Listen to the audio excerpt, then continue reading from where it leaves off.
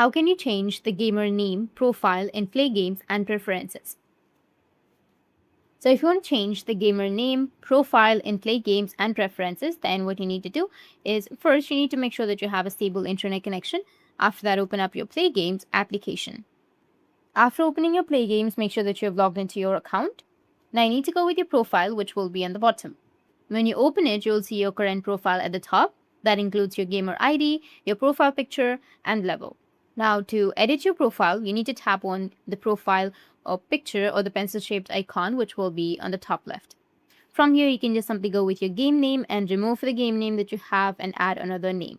After that, go with save, and your name will be changed. Now, if you want to change your profile, then tap on your profile and go with the pencil-shaped icon right here on your profile, and you can go and choose any other profile.